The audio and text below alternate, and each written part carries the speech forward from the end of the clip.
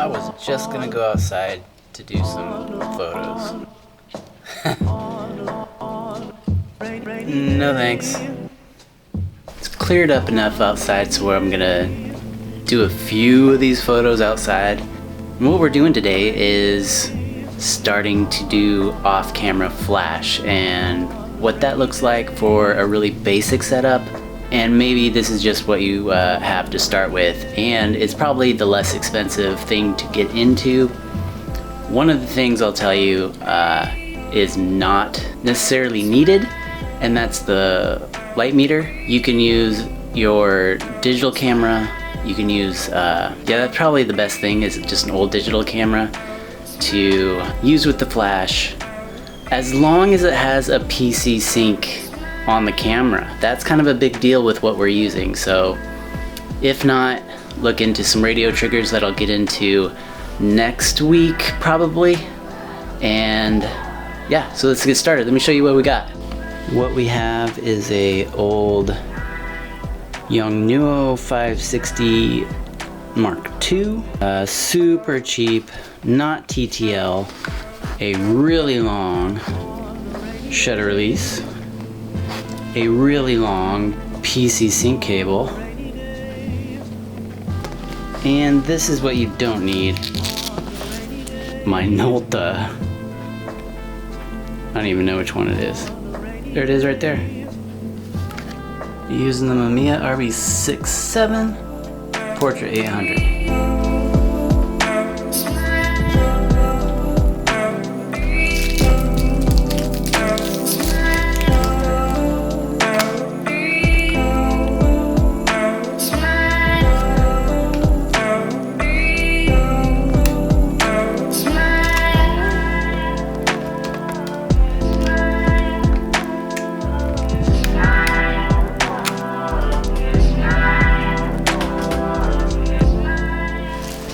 What you also might need is a plastic bag for your flash. If it is raining, I don't think Yongnuo flashes are super weather sealed. And you might also want a bag for your film camera as well. I don't know if those are super weather sealed either. So, plastic bags. Keep them in your camera bag. Great to have if it starts to rain on you.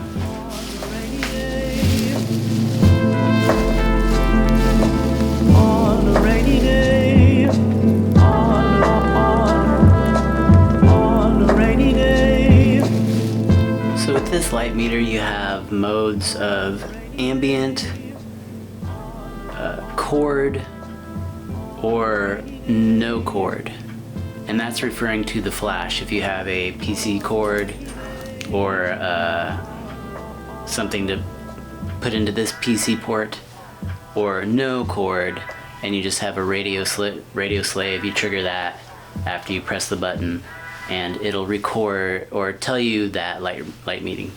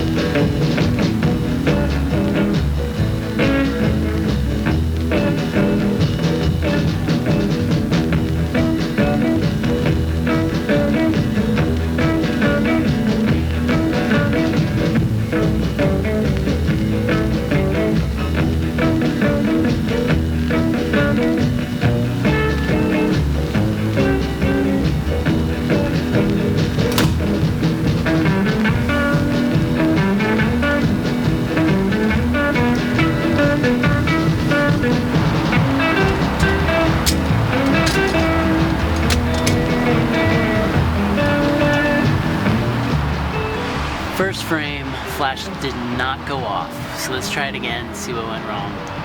Maybe it just paused because we took a long time setting up the camera and everything. One more try.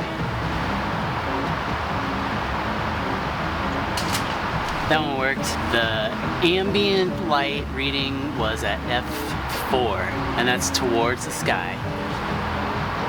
I wanted my flash output to be stop brighter. So now I have my flash output at me at f5.6, which is a stop brighter, and that's what we want. So let's take another shot.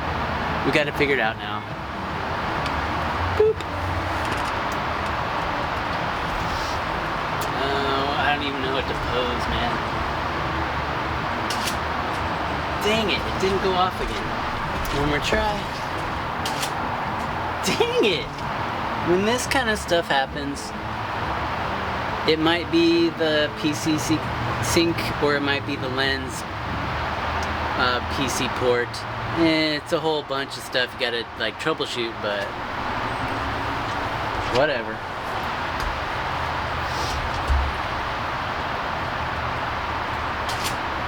There we go. Let's do another one. Now we're cooking. Alright, we just finished off the roll. I'm looking forward to developing this stuff. And this wasn't necessarily supposed to be messing up with just syncing the camera with the flash. This is just really a starting point for using off-camera flash, and the easiest, cheapest way to do that is with the PC sync cord.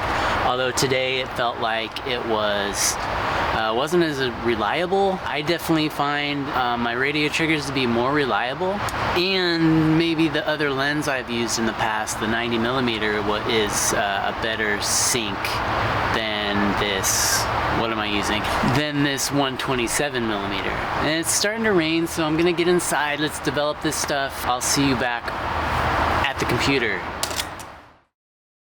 Well, now that I know it's the flash and it's going to sleep, just know if you do want that cheaper flash, that doesn't happen so much on digital cameras because the hot shoe or the wireless triggers will wake it up when you focus, and that not firing rarely happens. So this was just with the PC sync.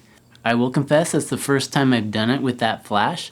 I'm gonna recommend to you a different flash that is quite a bit better, a little more expensive, but doesn't have that sleep issue and still does have a PC sync port. Now I understand saying PC sync and the cables and stuff, that's not a very popular way to trigger stuff in 2020. It is, however, the cheapest option to have a good range for putting your flash off camera.